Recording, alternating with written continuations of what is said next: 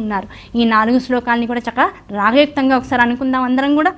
పవిత్రీకర్తుం నః పశుపతి పరాధీన హృదయే దయామిత్రైర్నేత్రైరరుణధవళస్యామరుచిభిః నదశోణో గంగా తపనతనయేతి ధ్రువమముం త్రయాణాం తీర్థానాముపనయసి సంవేధమనఘం నిమేషోన్మేషాభ్యాం ప్రళయముదయం యాతి జగతి తవేత్యాహుః సంతో ధరణిధరరాజన్యతనయే త్వదున్మేషాజ్జాతం జగదిదమశేషం ప్రళయతః పరిత్రాతుం శంకే పరిహృత నిమేషాస్తవ దృశః తవాపర్ణే కర్ణే జపనయనపై శూన్యచకితాః నిలీయంతే తోయే నియతమనిమేషాः సఫరికాః ఇయం చ శ్రీర్బద్ధచ్చదపుటకవాటం కువలయం జహాతి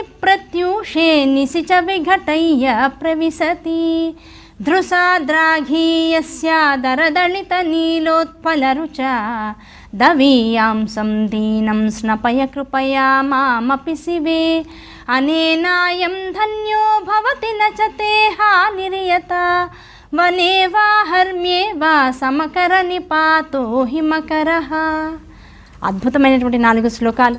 ఈ 4 శ్లోకాలు కూడా అనిర్వచనీయమైనటువంటి ఆనందాన్ని, అతీతమైనటువంటి సౌందర్య రహస్యాలను, అమ్మవారి యొక్క తత్వాన్ని మనకి ఇవ్వడంలో ఎంతో విశేషమైనటువంటి ప్రాతిపదికని కలిగి ఉన్నటువంటి శ్లోకాలు కనుక నిరంతరము పారాయణ చేసుకుంటూ అమ్మవారి యొక్క సమీపానికి వెళ్ళగలిగేటువంటి మార్గాన్ని ప్రతి వాళ్ళం కూడా సుస్థిరం చేసుకోవాలని, సుసాధ్యం చేసుకోవాలని మనస్ఫూర్తిగా కోరుకుంటూ అందరికీ శ్రీ